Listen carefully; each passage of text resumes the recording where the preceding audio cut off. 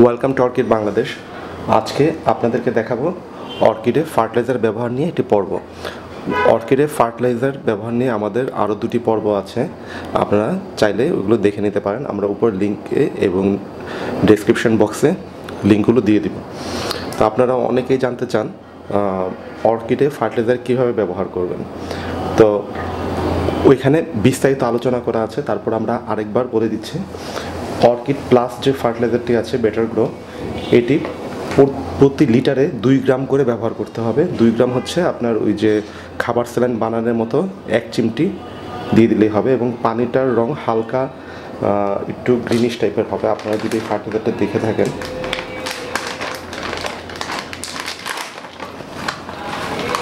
আপনারা হয়তো দেখতে পাচ্ছেন এই ফার্টিলাইজারটি ভিতরে একটু গ্রিন টাইপের, অনেকটি হোমিওপ্যাথিক ওষুধের মতো দেখতে। আর পিছনে যেটি আছে এটি হচ্ছে ব্লুম ফার্টিলাইজার।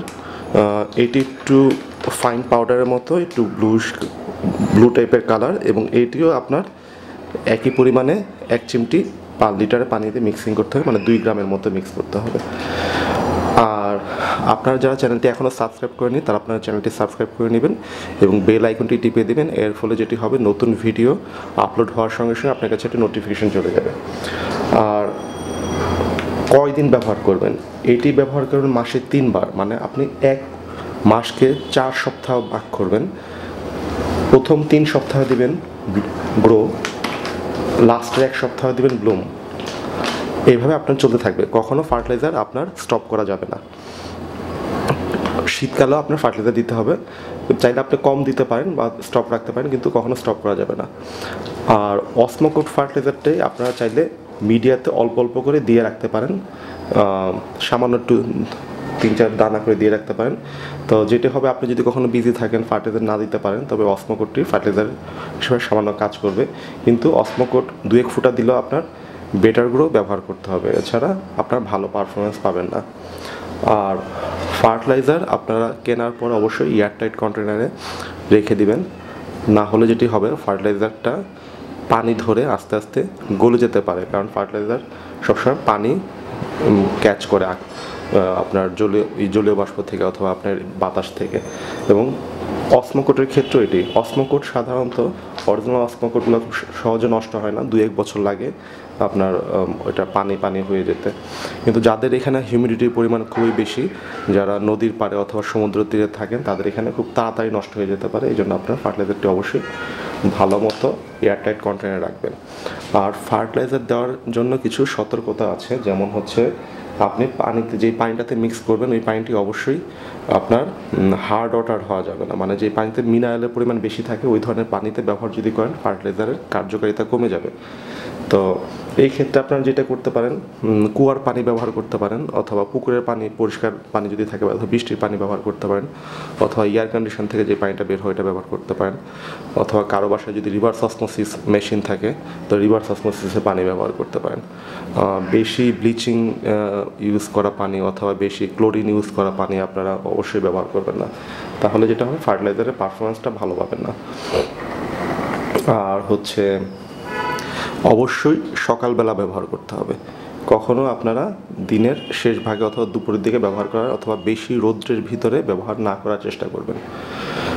আর একটা জিনিস হচ্ছে, ফার্টিলাইজার বেশি দেওয়ার থেকে কম দেওয়া ভালো। সো আপনারা বেশি পরিমাণে কখনো ব্যবহার করে ফেলবেন না, পরিমাণে যা আছে তাই ব্যবহার করবেন, কারণ এই ফার্টিলাইজারগুলো হচ্ছে আপনার নাইট্রেট বেস ফার্টিলাইজার এবং খুবই কনসেন্ট্রেটেড। আপনার আমাদের দেশে যে ফার্টিলাইজারগুলো পাওয়া যায় এনপিকে, ওই ধরনের ফার্টিলাইজার মতো উইক ফার্টিলাইজার না, মানে সল্ট মিক্স করা, ফিলার মিক্স করা ফার্টিলাইজার না, যেগুলোতে ইউরিয়া বেস ফার্টিলাইজার থেকে এগুলো অনেক শক্তিশালী, কারণ হচ্ছে এটি ডাইরেক্ট নাইট্রেট বেস। ইউরিয়া ফার্টিলাইজারটা নাইট্রেট থেকে, ইউরিয়া যে ফার্টিলাইজারগুলো আছে সেগুলো ইউরিয়া থেকে প্রথমে অ্যামোনিয়া হয়, তারপর নাইট্রেট হয়, মানে 3টা স্টেপ পরে আপনার নাইট্রেট হচ্ছে। কিন্তু এটা প্রথমে আপনার নাইট্রেট পাচ্ছে, কারণ আপনার প্লান্ট নাইট্রেট ডাইরেক্ট নিতে পারে। সো আপনার রুটে যখন নাইট্রেটটা স্প্রে করেন, প্লান্টটি ডাইরেক্ট ফার্টিলাইজারটা অ্যাবজর্ব করে নিচ্ছে। কিন্তু আপনারা যে নর্মাল ফার্টিলাইজারগুলো দিচ্ছেন ওইগুলো ইউরিয়া থেকে প্রথমে অ্যামোনিয়া থেকে তারপর নাইট্রেট হবে, এবং ওইটা হওয়ার জন্য অবশ্যই পচা মিডিয়া লাগবে, যেটা অর্কিডের মধ্যে থাকে না। এবং অর্কিড যখন আমরা নতুন রিপোর্ট করা হয় তখন মিডিয়াটি খুবই ফ্রেশ থাকে এবং ওইটি পচে নষ্ট হতে দেখা যায় 2-2.5 বছর লাগে এবং অতদিনে আমরা নতুন মিডিয়াতে ট্রান্সফার করে ফেলি। এবং আরেকটি ব্যাপার হচ্ছে এই কনভার্সনের জন্য এক ধরনের ব্যাকটেরিয়া প্রয়োজন হয় যেটি শুধুমাত্র পচা মিডিয়াতে থাকে। তো দেখা যাচ্ছে ওই ধরনের ফার্টিলাইজার দিয়ে আমাদের প্লান্টগুলোতে তেমন একটা খুব একটা উপকার হয় না, জাস্ট শুধু একটা প্লাসিবো এফেক্ট আসে। তো আপনারা যদি ব্যবহার করতে চান তবে অবশ্যই নাইট্রেট বেস এই ধরনের ফার্টিলাইজার ব্যবহার করবেন। যার আর একটা জিনিস হচ্ছে আপনার প্লান্টটি যদি দুর্বল থাকে, অসুস্থ থাকে অথবা বিভিন্ন রকমের ফাঙ্গাসজনিত অ্যাটাককে একটু দুর্বল হয়ে যায়, ওই ক্ষেত্রে ফার্টিলাইজার ব্যবহার করবেন না। নতুন রিপোর্ট করা প্লান্টে ফার্টিলাইজার দিবেন না এবং রিপোর্ট করার পর অ্যাটলিস্ট 1 থেকে 2 সপ্তাহ আপনার ফার্টিলাইজার দেওয়া যাবে না। আর হচ্ছে অসুস্থ গাছ যতদিন পর্যন্ত রিকভার না করবে ততদিন পর্যন্ত আপনার ফার্টিলাইজার দেওয়া বন্ধ রাখতে হবে। রিকভার করার পর নতুন রুট ছাড়ার পর অবশ্যই আপনি তখন ফার্টিলাইজার ব্যবহার শুরু করতে পারবেন। আর ফার্টিলাইজার প্লান্টের মানে অর্কিডের পাতায় দেওয়ার কোনো প্রয়োজন নেই, কারণ পাতা অর্কিডের ফার্টিলাইজার নিতে পারে না, অনলি রুটের মাধ্যমে সে ফার্টিলাইজার নেয়। সো আপনি শুধু রুটেই স্প্রে করে দিতে পারেন, অথবা আপনার যদি অল্প কিছু গাছ থাকে 10-15টি, ওই ক্ষেত্রে আপনি একটি বালতিতে যদি গুলিয়ে নিয়ে যেতে পারেন, গুলিয়ে নিয়ে আপনার পুরো পটটি ডুবিয়ে দিতে পারেন।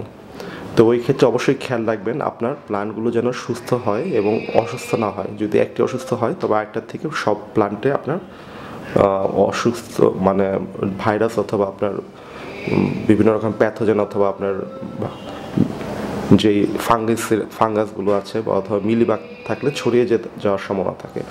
তো ভালো অপশন হচ্ছে সবসময় স্প্রে করে দেওয়া, এবং স্প্রে করে দেওয়ার সময় অবশ্যই খেয়াল রাখবেন যেন ফ্যালানোসিস অথবা এমন প্লান্ট আছে যেগুলো সেন্সিটিভ, ওইগুলো 2 পাতার ভিতরে ফার্টিলাইজার ঢুকে না যায়। অবশ্যই নিচের থেকে স্প্রে করবেন অনলি গোড়ার দিকে এবং ভালো মতো ভিজিয়ে দেবেন মিডিয়াটি। আর যদি সম্ভব হয় ফার্টিলাইজার দেওয়ার পরের দিন পানি না দেওয়ার চেষ্টা করবেন, 1 দিন পরে পানি দেওয়ার চেষ্টা করবেন। আর যদি আপনার প্লান্টে ফার্টিলাইজার বিল্ড আপ হয়ে যায় বেশি, মানে ফার্টিলাইজার দেওয়ার পরে দেখবেন আপনার মাটির পট যদি থাকে একটু সাদা সাদা হয়ে আসছে, তো ঢাকাতে আমাদের পানিতে ক্লোরিন থাকার কারণে এমনি একটু সাদা সাদা হয়ে যায়, কারণ ক্লোরিন শুকানোর পর সাদা হয়।